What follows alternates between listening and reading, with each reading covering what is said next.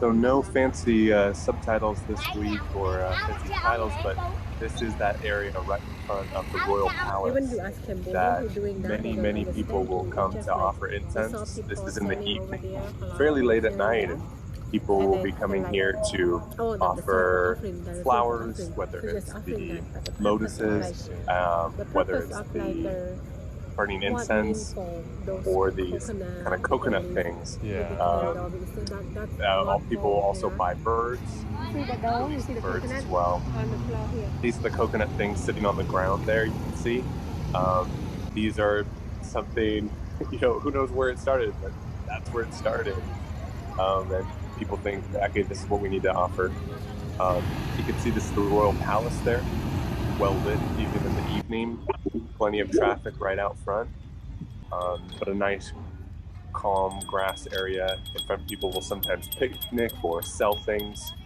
You'll see that is the ice cream cart. Some more people selling some toys and things on the ground there. Fairly peaceful at night. This is the area right beside the palace and that kind of offering place. This is where people would buy offerings. So this is where you could buy the flowers, the coconuts, the gold paper, anything that you would offering to the spirits. A little bit further on down the pathway, these are the fortune tellers. So see these lights and the tables that are set up. People are sitting there, they're getting their fortune told. So you can see more lights right there, right along the riverside. Lots to take in. I'll let maybe Nathan initiate with some questions. Yeah, thank you, Travis. First of all, I always like to ask just what did you notice? Something that you noticed that you want to ask a question about. All right, here's a good question. Are you allowed to set up a booth to share Christ? Yeah, I think you could. Doesn't seem like there's anything against that. I think the reason that people go to the fortune tellers so much is because that's what they hear their friends say to do. We even had some Christian friends who they were going through a rough time. A lot of the people in the village was like, "Oh, you should go to the fortune teller. You should go to the fortune teller." So I think that if you had enough people saying, "Hey, you should go to church. You should go check out church," people would probably give it a try, or whatever booth that you set up.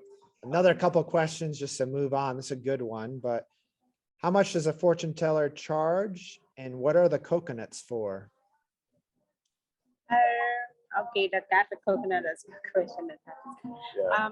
Actually, the fortune teller, it is depend on what you offer to them, but there is a range like between $5 up, like you know, never going down than that, and as well like some people when they going to the fortune teller, they kind of want to offer more because they thought like, oh, that person you offer more, they seem to be making a better fortune for you, or like they do as much as they can.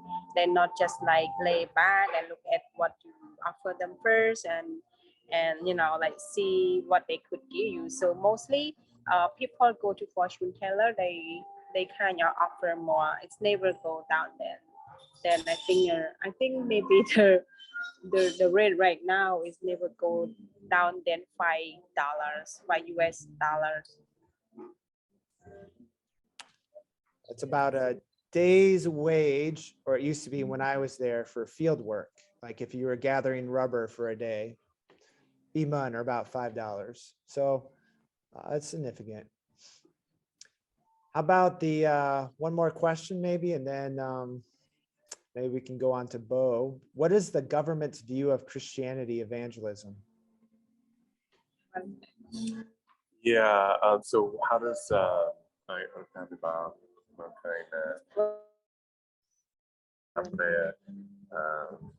yeah, the coconuts too. I'm sorry. Okay. The coconuts still. Oh yeah, let's yes, the coconut question. That is hard. Okay, back to the coconut question. That's what I'm talking to Travis yesterday as well. Travis asking me like, what is the coconut stand for exactly?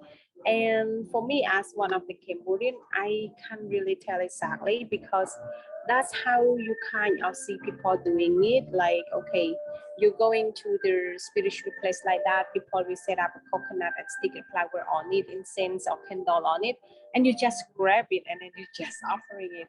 But I think I need to research more too. Like, but for what? For like reason, what is you offering to? Why using a coconut and the flower sticking on the coconut and the candle? So if you ask a lot of believer who going to those worship place, they don't even know like how is that exactly. Some people might know it, like some people are very like putting effort into it, they very know it, but a lot of people they going to the spiritual place like that. Sometimes it's just like occasionally they kind of like pray to get out something, or they kind of like okay, just chase away the bad luck a little bit and stuff. So they doing that, and but the person who is spiritual, like you go to them, they know it, like what is that for, is that for. But the normal people, they I can tell like only 5% of people might know that. Yeah, so maybe I can research more with that. And back to the governments, like our governments kind of are open with their Christianities, and I think that also I mean the what's that we have the Christian community that also working connected closely with the government as well. So that is blessing for that. And yeah, we the government they don't they don't really like blocking us from sharing their good news, or I mean say like no to the Christian. But in some areas it's not by the government, it's by the group of community. It might be another challenge. And like communities that is like connected a lot to the spiritual a long times ago, community that is like kind of very little Christian member there, so they kind of picky on that.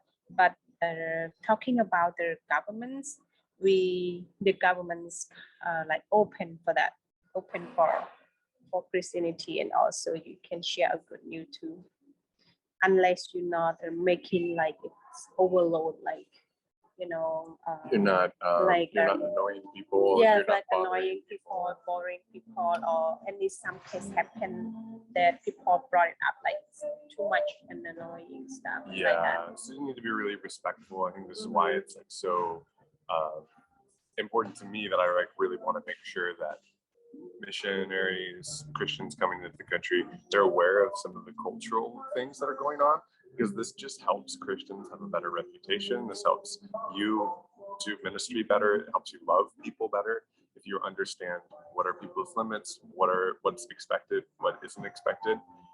Some of our fellow Filipino missionaries, they were trying like door-to-door evangelism. Right, maybe that was more effective where they were from, but that wasn't so effective here. And thankfully, they kind of realized, okay, maybe this isn't quite culturally acceptable, and they changed things up, and they had programs where people would come to them. So they have an English program, they have a sport program, they have I think some other study programs. So now the community is coming to their church and doing activities, and this is a much better way to engage the community, right? You're giving to the community, you're becoming a part of the community, you're showing that, hey, we mean well for the community, rather than, hey, just take this pamphlet, or because it can come off as something very different. Thank you. So I don't want to use up our time, because it looks like time for Bo, but thanks so much. Always lots to talk about there. So thanks for questions.